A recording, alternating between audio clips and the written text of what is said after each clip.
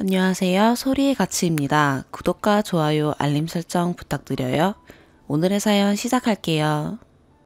약 1년 전 당시 남자친구와 파혼한 지 1년쯤 된 평범한 30대 처자예요. 이야기 써내려가다 보면 내 욕, 내가 자처해서 먹는 것처럼 보일 수도 있겠지만 매일같이 눈팅만 하다가 저도 오랜만에 컴퓨터 정리를 하면서 과거의 일들을 돌아보며 문득 글을 써보고 싶다는 마음에 조심스레 하나씩 적어나가 보아요. 당시에는 파혼의 결정이 잘된 결정이고 주변 지인들의 의견대로 잘한 거라 생각했는데 시간이 지나면 지날수록 쓰리고 아쉬운 마음이 더 커지는 것 같아요. 어떻게 하면 좋을까요? 라는 의견을 구하기보단 내가 가지고 있는 답답한 마음을 익명의 공간이라는 것을 활용해서 조금 풀어내고 작은 위로라도 얻고 싶은 마음에 지난 일들을 조심스럽게 써내려가 봅니다. 지인의 소개로 만난 예랑이었습니다.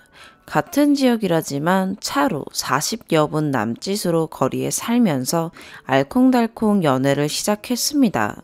거리가 꽤 멀었음에도 불구하고 부담스러울 정도로 참 잘해줬어요. 매일같이 아침에 출근하면서 데리러 와서 제 직장까지 데려다주고 퇴근 시간에 맞춰 또 데리러 와서 저녁 함께 먹고 집에 데려다 주고 저보다 3살 많았던 사람임에도 단 한 번도 반말하지 않고 항상 존칭 써주던 사람이기도 했고 하물며 전 남자친구는 술, 담배를 즐기는 사람이었지만 제가 술, 담배를 안 하는 터라 저를 만나면서부터는 술을 거의 하지 않았어요.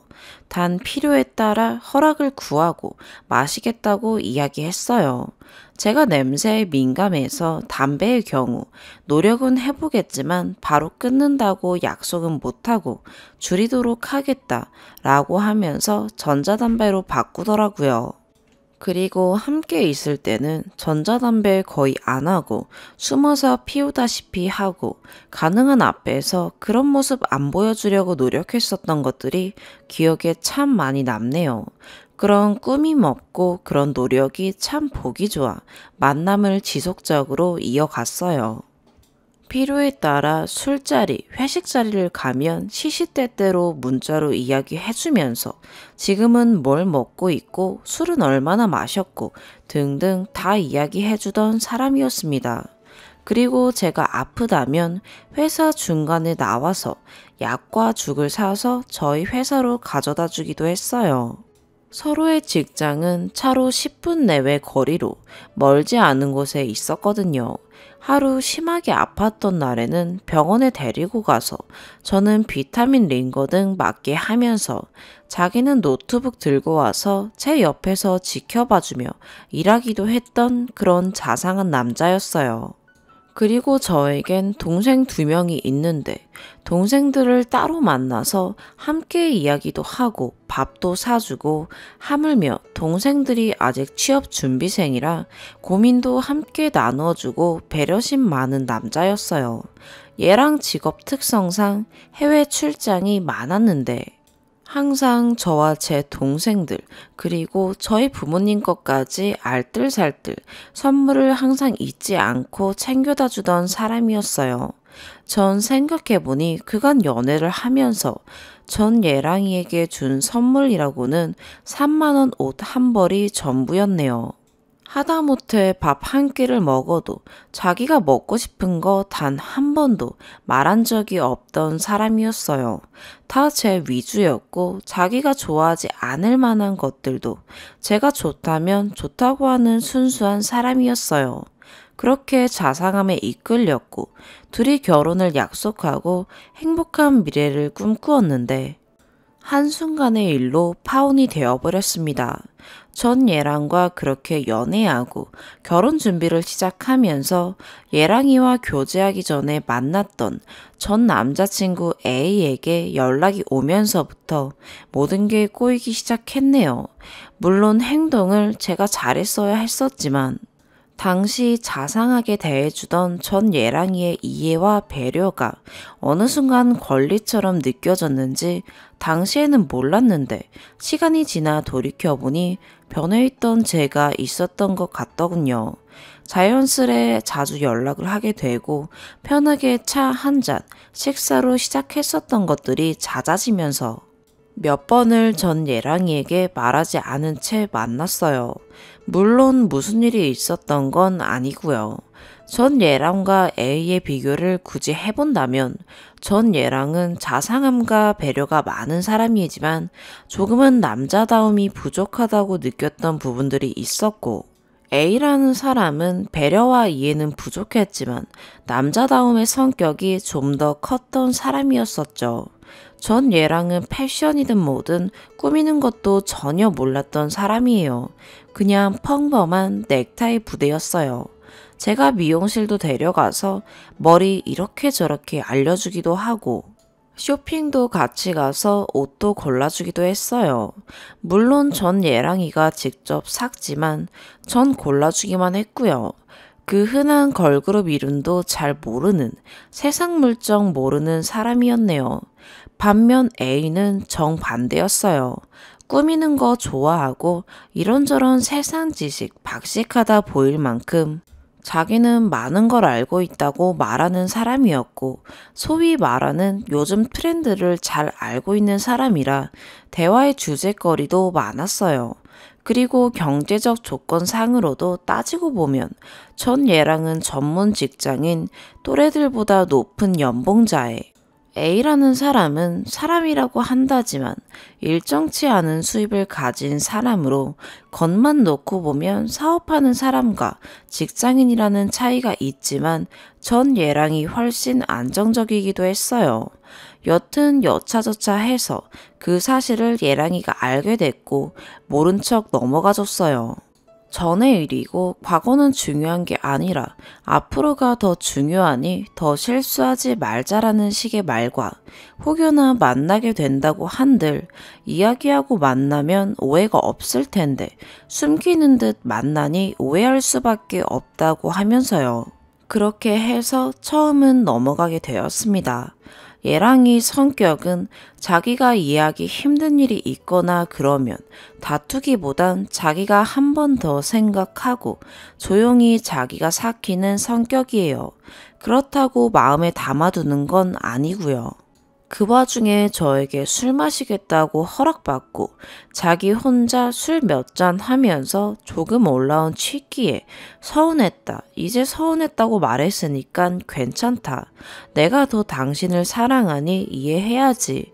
라고 말하던 소심하다면 소심한 사람이었지요. 그러길 또 아무런 문제 없이 시간이 지나가고 다시 한번 비슷한 일이 있었어요. 사실 A라는 사람에게 제가 교제하고 있고 또 결혼을 준비하며 만나고 있다는 사람이 있다는 걸 굳이 말하지 않았어요. A라는 사람과는 좋은 기억으로 헤어짐이 아니었어요. A라는 사람의 거짓말의 반복과 술자리를 간다면 연락도 잘 안 되고 등등 이런 이유들로 헤어졌어요. 잠깐이라 생각했고 계속 연락을 할 거라고 생각하지 않았거든요. 물론 이런 시작이 제 잘못이란 걸 알고 있어요. 그렇게 연락을 주고받으면서 전 예랑이에게 스스로 떳떳지 못하니 숨기게 되고 여자 마음은 갈대라 했는지 A라는 사람이 자기는 변했고 앞으로 잘할 수 있다라고 하면서 남자다운 성격으로 밀고 들어오매 흔들렸던 마음에 갈팡질팡 했던 것 같아요. 결국 예랑이가 사실을 또 알게 되고 그걸로 크게 다툼이 일어났어요. 그리고 오히려 제가 그만하자고 말했네요. 양가 인사 정도로만 했고 이제 막 준비하려고 했던 단계였기에 크게 부담감이 있는 거라 생각하지 않았어요. 아무것도 아닌데 왜 그런 걸 이해도 못 해주냐? 어떻게 믿고 살 수 있겠냐 하면서 말이죠. 방귀 낀 사람이 성낸다고 제가 딱 그런 상황이었던 것 같네요. 그렇게 헤어지고 예랑이가 몇 개월을 붙잡고 얘기 한 번만 하자고 하면서 매달렸는데 철저히 제가 무시했어요. 집 앞으로 찾아오고 했는데 해코지를 하는 게 아니라 그냥 앞에서 눈 한 번 마주치고 보고 가고 그런 정도로만 몇 번 찾아왔어요. 그렇게 마주치는 날이면 문자로 내용이 오곤 했어요. 보고 싶어서 왔는데 안 마주치려고 했는데 마주치게 돼서 미안하다고 하면서 조심하겠다고요. 헤어진 지 얼마 안 되고 제 생일이었는데 집 앞에 선물도 두고 갔어요. 처음엔 이런 행동들이 집요함처럼 보였고 주변 사람들에게 앞뒤 내용 다 배제하고 이런 말들만 이야기하니 전 얘랑은 이미 천하의 나쁜 놈이 되었어요.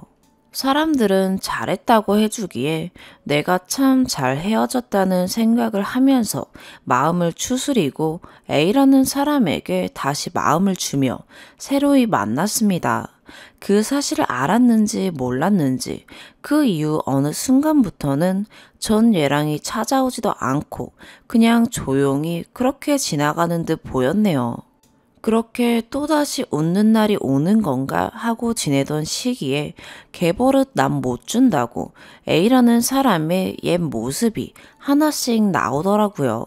처음엔 정말 변했나 싶더니 나중엔 다시 술자리를 가고 그리고 연락 두절, 자기 필요할 때만 나타나는 등 많은 일들이 있으면서 뭔가 잘못됐다는 생각을 했어요. 이해와 배려받던 삶을 살던 내가 거꾸로 이해하지 못하는 사람을 이해하고 배려하고 혼자 마음고생하면서 지내야 하는지 그런 상황이 되면서 전 예랑이가 겪었을 법한 마음을 조금이라도 알겠는지 후회가 밀려오더라고요.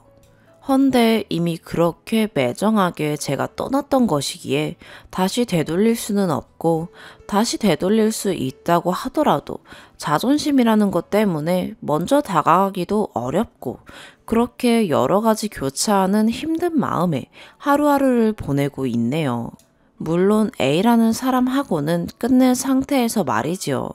최근 전 얘랑의 페이스북에 우연히 궁금해서 들어갔는데 전 얘랑은 헤어짐이 있고 나서 새로운 연애를 하거나 그러진 않았던 것 같더라고요. 저와 연애하면서 만났을 때는 이런저런 서로의 추억들도 많이 올리고 했었는데 다 지워진 채 특별히 개인 생활을 올리는 거 없이 간간히 일 이야기만 올렸어요. 나 때문에 사람이 망가진 건지 하는 자책감과 미안한 마음도 들지만 혹시 계속 그렇게 우리 일들을 혼자 기억하고 있던 거라면 다시 시작할 수 있을까 하는 이룰 수 없는 욕심의 마음도 갖게 되더라고요. 이런 갈팡질팡하는 내 마음, 그 사람을 위한다기보단 자업자득인 것이니 잊어야 하는 것이 맞는데 알지만 쉽지 않네요. 어떻게 극복할 수 있을까요? 추가, 좋은 이야기 들을 거라고 생각지는 않았어요. 잘한 거 하나 없다는 거 저도 아니까요. 제 입장에서 합리화하는 것이라기보단 이미 시간이 지난 뒤에 생각해보니 그 전 예랑이는 나를 위해 많이 희생한 사람이구나 라는 걸 뒤늦게 느꼈다는 거예요. 양심이 있기에 느꼈다는 것이지 양심마저 없었다면 모른 척 살아가고 있지 않았을까 싶네요. 전 얘랑 주변 지인과 한 명 알고 지낸 분이 있는데 전 예랑이가 기존 페이스북을 탈퇴하고 새로 만들었다고 하기에 물어봐서 들어갔었던 거였어요. 저랑 헤어진 이후에 한참을 방황하기도 했지만 그 사이에 만나는 사람은 없이 그냥 일하며 지내고 있다고만 들었네요. 최근도 만나는 사람은 없고 그나마 나아진 지 얼마 안 됐다고 그렇다고 해서 또 환상을 가지고 있다거나 그런 건 아니니 오해하지 말아주세요. 그렇게 혼자 보내고 있다기에 정말 혹시나 나 같은 사람인데도 기다리고 있었던 걸까 하는 생각을 하면서 순간 연락해보고 싶은 마음이 들었지만 저 또한 그게 쉽지 않다는 걸 알기도 하고 나아진 지 얼마 안 됐다는데 제가 연락하게 되면 상처를 끄집어내는 거 아닌가 싶은 조심스러움이 있다는 정도는 저도 알았어요. 그리고 A라는 사람은 진작에 그러한 모습 보고 헤어졌어요. 어떤 분이 글을 남겨주셨는데 개벌은 못 준다고 저도 또 그럴 것이다 라는 말에 상처 아닌 상처를 받았네요. 어쩌면 너무나 현실적인 그 말이 참 충격적이기도 해요. 본문에도 썼지만 나는 아무것도 아니었는데 라는 합리화를 하면서도 거짓으로 시작하고 계속 일관했다는 것은 제 스스로도 잘못된 것이라 잘 알고 있습니다. 그러니 후회하고 제 스스로를 말하는 것이기도 하고요. 사람을 놓쳤다는 것에 대한 후회감도 있겠지만 왜 몰랐는지, 왜 시간이 지난 뒤에야 마음의 중요성을 깨달은 것인지, 나는 말로만 내뱉고 그 사람은 실천하고 있던 걸 왜 내 중심적으로만 생각했던 것인지, 그게 가장 큰 후회가 아닌 듯 싶네요. 두 번째 추가. 당시에는 그저 A라는 사람과 특별한 감정 없이 처음 몇 차례 만났던 걸로 시작했고 그 과정에서 제가 솔직하지 못하고 거짓말을 했던 것에 대해 잘 알고 있어요. 그걸 모른다는 건 아니고요. 다만 어느 분이 댓글로 남겨주셨는데 이중으로 교제하고 또 몸 섞어야 바람이냐 그런 것도 다 바람이다 라는 식으로 이야기해 주신 분의 말이 지금에야 와닿을 뿐이네요. 처음에는 아무렇지 않다고 생각했고 알았다고 넘어가줬던 전 예랑이의 행동이 아래 쓴 것처럼 어쩌면 당연하다는 듯이 당신이 참아야지 하는 식으로 넘어갔던 것 같아요. 마음 쓰면서 이해하려고 노력했던 그 사람의 마음이 당시에 제게는 권리처럼 느껴졌었던 것 같아요. 헤어짐이 있고 전 예랑이가 저를 잡으면서 무시했던 것도 당시 마음이 떠났다고 생각했던 제 기준에서는 참 집요하다라는 생각이 들었어요. 거꾸로 놓고 보면 제가 집요함을 지금 가지고 있는 것과 다를 바 없겠지만 구구절절 늘어놓으면서 붙잡고 매달리고 했던 게 되려 제가 잘못한 게 아니라 전 예랑이가 나를 더 이해하지 못해서 생겼던 일이라고 느꼈었으니까요. 그 과정에서 주변 지인들에게 전 예랑이가 해코지는 아니지만 집 앞에도 찾아오고 이런 집요함이 있더라. 이런 건 몰랐는데 알게 돼서 잘 헤어진 것 같다라는 식으로 제 입장만 내세워서 합리화했었던 것 같네요. 주변인들도 사실이든 사실이 아니든 그 이야기에 동조해주고 하다 보니 당연지사 여겼던 것 같습니다. 그리고 전 예랑이라고 한 건 둘만 결혼 이야기 했던 게 아니라 상견례까지는 했었어요. 부모님까지는 양가 허락하에 했던 것이기에 표현을 전 예랑이라고 했네요. 교제 기간 내내 단 한 번도 걸은 적 없이 먼 거리에도 출퇴근 시켜주고 술자리든 뭐든 안 보이는 곳에서만큼은 정말 믿음감을 주던 사람이었는데 정작 전 예랑이한테는 나에게 그런 모습 보여지길 요구하고 나는 전 예랑이에게 그러지 못했으니 전 예랑이가 아파했던 마음이 얼마나 컸을지 뒤늦게 알아버려서 더 마음이 쓰린 것 같네요. 미안하단 단 한마디였으면 어쩌면 이렇게까지 되지 않았을 것 같다는 생각도 들기도 하고 어떤 큰 위로를 위해서라기보단 그리고 어떤 좋은 이야기를 듣고 싶다라기보단 안 보이는 이런 인터넷 공간에서나마 한탄하고 후회스러운 마음들을 한번 주절거려 보고 싶었네요. 세 번째 추가. 뭐 얼마나 대단한 거라고 후기까지 쓰냐 하는 생각이시겠지만 제 어떤 이야기보단 그 사람의 소중한 마음이 진실이었다는 걸 그리고 그걸 몰랐던 내가 참 후회스럽다는 마음을 다시 되새기기 위해 써내려가 봐요. 글을 올려놓고 평생 들을 만한 악담은 모두 들은 것 같아요. 좋은 이야기 나오지 않을 거란 건 분명히 알고 올렸으니 스스로 감당해야 하는 거겠죠. 연락하지 말라고 하신 분들, 그 남자 잘 살으라고 마음가짐을 갖는 것이 마지막 배려라고 하신 분들, 마음에 잘 새겨두고 그러려고 했는데 그러지 못했어요. 글 올린 후에 댓글을 모두 보고 며칠을 망설이다가 연락처는 제가 알 수 있는 방법이 없었기에 다시 잘해보겠다는 그 마음보단 작은 용기를 내어 잘 지내는지 말 한마디로 페이스북을 통해서 연락을 했어요. 하루 정도 답변이 없길래 답장도 하기 싫은가 보다 하고 그러려니 생각했는데 그 다음날 답장이 왔더라고요. 아픈 곳 없이 건강히 잘 지내고 있다며 연락 고맙다 라고 답장이 왔더라고요. 답장을 크게 기대했던 건 아니지만 상처만 주었던 사람에게 안부부터 물어주는 그 첫 인사를 본 순간 정말 눈물이 왈칵 쏟아졌네요. 미안한 마음과 그 말 한마디가 고마운 마음에 만감이 참 많이 교차했습니다. 그러면서 페이스북을 통해 연락처를 주고받고 자주는 아니지만 한 번씩 일상 안부 메시지 주고받다가 전 얘랑이 차 한창 괜찮으면 하자고 먼저 이야기를 고맙게도 해주어서 진심 어린 사과라도 하기 위해 한번 만나기로 하고 이틀 전에 만났습니다. 다짜고짜 화를 내도 아무런 대꾸도 못했을 텐데 화는커녕 오히려 웃는 얼굴로 맞아주는 그 사람을 보는데 제대로 쳐다볼 수가 없었네요. 잘 지냈는지, 아픈 곳은 없는지, 동생들도 잘 지내고 있는지, 막내 동생은 취업을 잘 했는지 이런 이야기만 묻길래 나와 내 주변 먼저 생각해주는 그 사람 마음도 고마웠지만 나한테 화나지 않냐고 화내도 괜찮다고 하면서 그렇게 풀 죽은 듯이 있었네요. 지금 와서 화내서 뭐가 달라지겠냐고.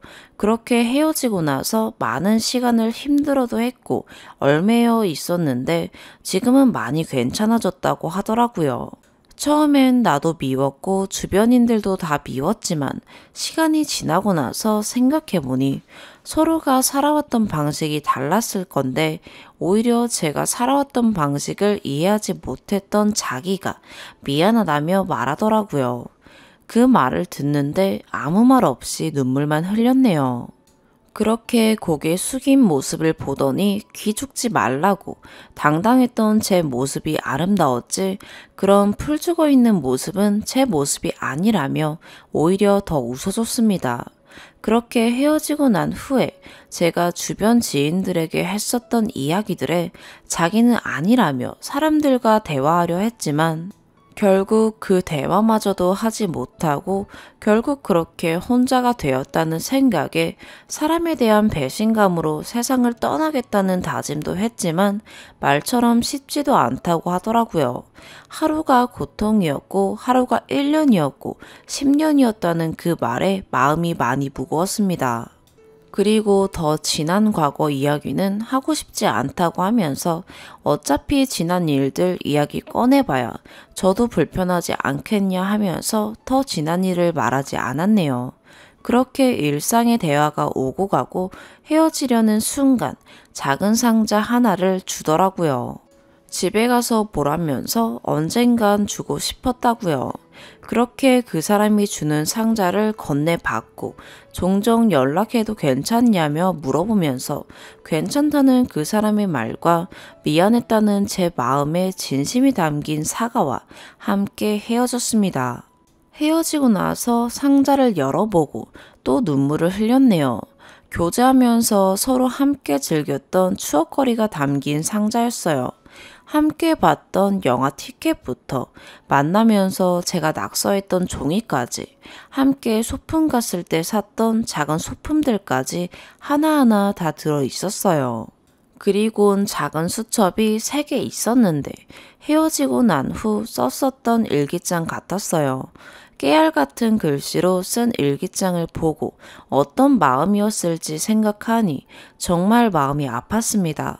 하나씩 담겨두었던 자기 핸드폰 속 사진을 보면서 처음 만나면서부터 헤어지기까지 좋았던 일, 마음 아팠던 일, 혼자 마음으로 담아두어야 했던 일, 그리고 헤어지고 나서 힘들었던 일, 오늘은 술을 얼마나 마셨고, 오늘은 소심하게 멀리서라도 나를 봤고, 수첩 남은 종이 하나 없이 빼곡하게 모두 손글씨로 담아둔 그 사람의 마음을 보고 어찌할 바를 몰랐습니다. 항상 해주던 것들, 소소한 행복들을 왜 나는 몰라봤을까? 아니, 알면서도 왜 미련이 내가 투정 부리는 걸 당연지사 생각했던 것일까? 라는 후회가 참 밀려왔습니다.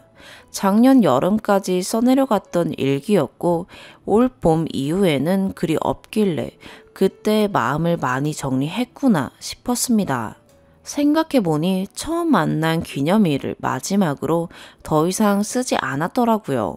이걸 보면서 제가 먼저 이야기를 꺼낼 수도 없었던 상황이었을 뿐더러 이 상자를 주면서 어떤 이야기도 없었기에 꼭 잡고 싶은 마음이 더 커져만 가네요. 혹여나 이런 걸 보여준 것이 작은 희망이 있을 거란 건 아닌지 착각 아닌 착각이 들게 되고 한 사람에게 마음의 상처를 준 나쁜 사람인 게 저라는 거 잘 압니다. 정말 세상에 없을 마음가짐의 사람, 묵묵히 말없이 지켜만 봐주던 사람을 정말 잡을 수 있다면 이러는 간절한 마음만 더 커져가네요. 그 사람이 썼던 손글씨로 빼곡하게 썼던 일기, 그 사람이 썼던 일기를 보면서 새벽녘 잠 못 이루고 눈물 흘리다 글 남겨봐요. 두 번째 사연입니다. 아무리 봐도 제 잘못이 아닌 것 같은데 남편은 저보고 한심하대요. 싸움은 나겠지만 이 글 그대로 보여주려고 합니다. 아이 둘 키우는 엄마입니다. 오늘 남편도 일찍 집에 오고 큰아이가 고기가 먹고 싶다 하고 저도 먹고 싶어서 남편한테 졸랐습니다. 그리고 다 같이 큰 고깃집에 갔습니다. 가서 고기 시키고 남편은 굽고 저는 챙겨온 이유식을 작은아이 먹이고 있었습니다. 간간히 큰애가 칭얼거리면 고기 잘라서 주고 애 울까 싶어서 달래고요. 정작 전 고기 3점 먹었습니다. 그 사이 남편은 실컷 구워서 술도 한 잔 시켰고요. 다행히 작은 애가 먹으면 바로 자는 편입니다. 큰 애도 폰 쥐어주니까 조용해졌습니다. 고기 얼마 남지도 않아서 1인분 더 시키자니까 남편이 투덜대는 겁니다. 그래도 꿋꿋하게 시켰고요. 원래 자기 배부르면 그걸로 끝이다 생각하는 사람이라 포기했습니다. 아마 여기까지면 괜찮았을 겁니다. 배부르게 잘 먹었다 생각하고 말았을 겁니다. 근데 사람 심보가 이상한가 봅니다. 문제는 옆 테이블에 어떤 부부가 들어오면서 말썽이 생겼습니다. 좌식 테이블 2개를 붙여놓은 고깃집이었습니다. 사람도 꽤 많았고 비어진 곳이라 앉았나 봅니다. 남녀 둘의 애기 하나였고요. 처음엔 애기 보면서 저 집도 힘들겠다 이러고 말았습니다. 제 고기가 먼저 나와서 굽기 시작하고 얼마 뒤에 그쪽도 고기가 나왔습니다. 괜히 같은 애 키우는 집이라 시선이 갔습니다. 사실 심심하기도 했고요. 남편은 제가 구워놓은 고기 계속 집어먹으면서 술 마시느라 바빠서 티 안 나게 구경했습니다. 식사 때라 그런지 그쪽도 남자가 고기 굽고 여자가 무슨 작은 통에 든 이유식으로 애기 밥을 먹이기 시작했습니다. 그런데 거기서부터 저랑 상황이 다릅니다. 남자는 밥 먹으면서도 여자한테 계속 쌈을 싸주는 겁니다. 진짜 쉴 새 없이 싸주고 여자는 당연하다는 듯이 받아 먹습니다. 가게가 좀 소란스러워서 내용은 정확히 모르지만 둘이 계속 얘기도 나눕니다. 그러다 남자가 남은 고기를 다 굽더니 아기를 받아갑니다. 여자는 그제야 공깃밥 열어서 밥을 먹고요. 간간히 남자한테 쌈을 싸줍니다. 그거 바라보는데 기분이 진짜 묘했습니다. 같은 상황이고 비슷한 처지인데 왜 이렇게 나랑 다를까? 고기가 진짜 먹고 싶었는데 별 맛도 느껴지지 않았습니다. 거기다 대놓고 남편은 적당히 먹으라고 언제까지 먹을 거냐고 타박하는 겁니다. 자기 술 다 먹었다 이겁니다. 밥맛도 떨어지고 그대로 젓가락 놓으니까 또 구박합니다. 다 먹지도 못하면서 왜 시키냐고요. 진짜 목 끝까지 말이 새 나왔는데 애들도 있어서 참았습니다. 집에 와서 애들 재우고 심란해서 맥주 한 캔 마시고 있는데 와서 시비를 겁니다. 표정이 왜 그따구냐고요. 기껏 고기 먹여놨더니 사람 불편하게 왜 틱틱대냐고요. 거기서 터져서 하소연했습니다. 당신 가게 가서 뭐 했냐고. 그렇게 배 터지게 먹을 동안 내가 몇 점이나 먹었는지 알고 있냐고. 애가 둘이면 한 명 정도는 당신이 돌봐야 하는 거 아니냐고. 그것도 싫으면 나 다 먹을 때까지는 가만 놔둬도 되지 않냐고. 왜 매번 뭐 먹으러 가면 폰 보느라 바쁘고 술 먹느라 바쁘다가 지루해지면 빨리 일어나자고 재촉하냐고. 남편은 절 어이없게 쳐다보더니 승질을 내는 겁니다.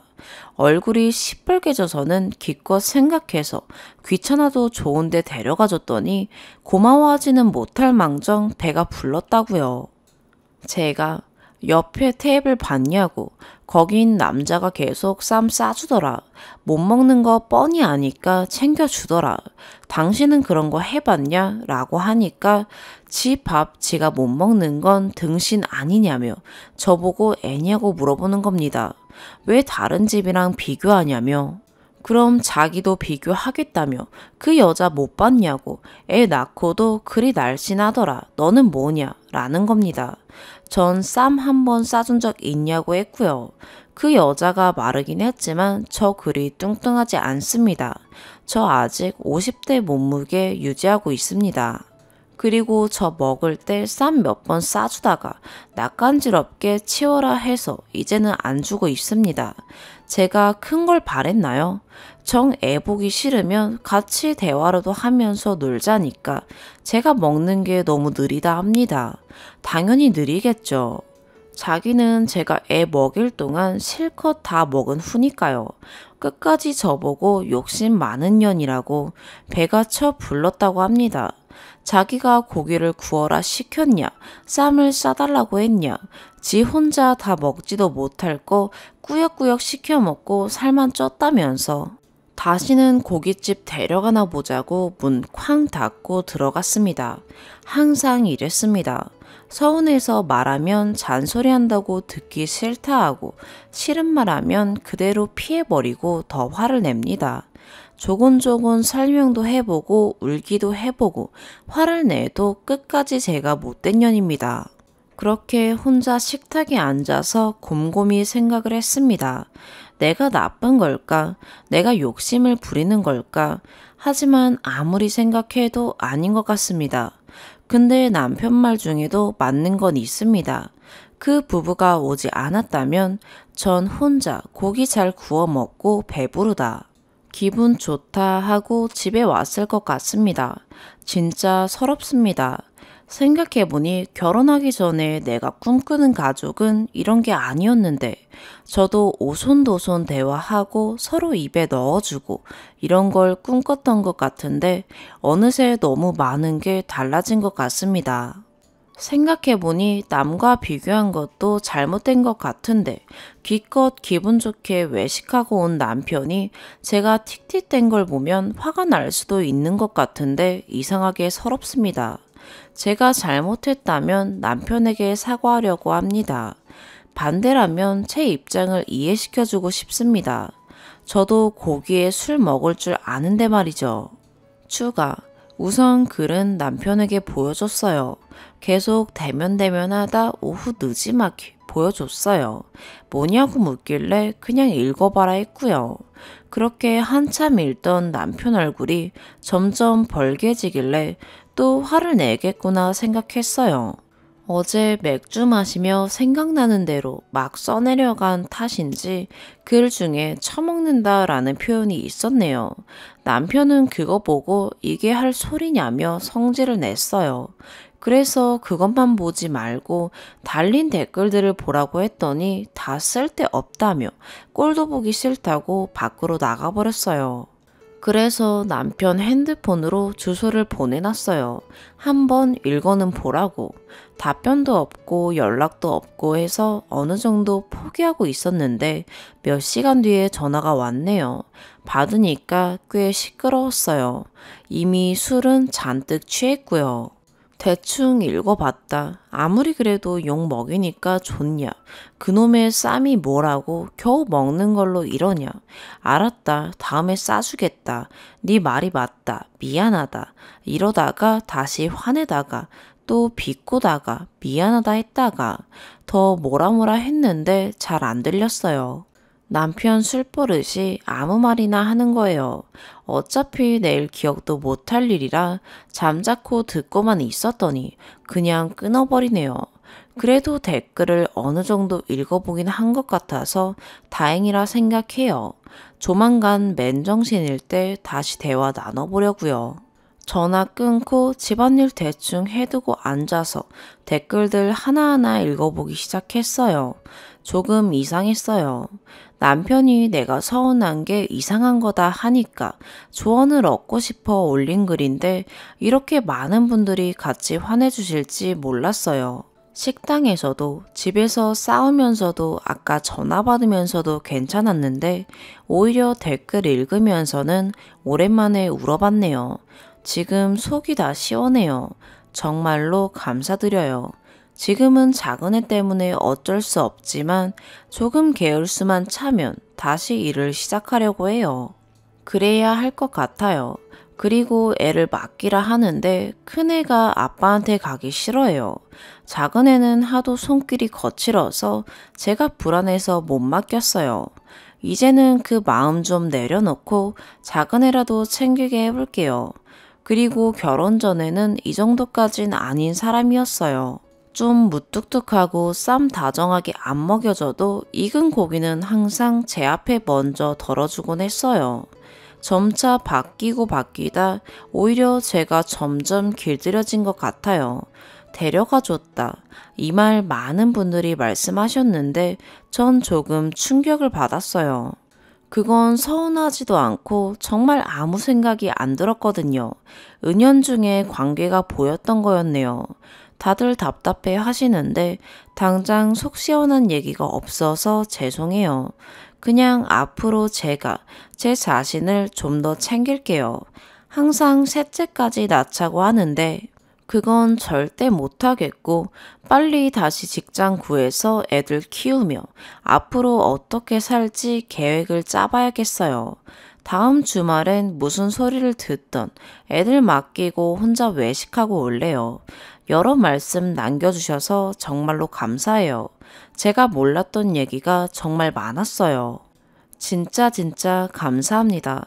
가족보다 따뜻한 님들 복 많이 받으세요. 오늘의 사연 여기까지입니다. 구독과 좋아요, 알림 설정 부탁드려요. 시청해주셔서 감사합니다.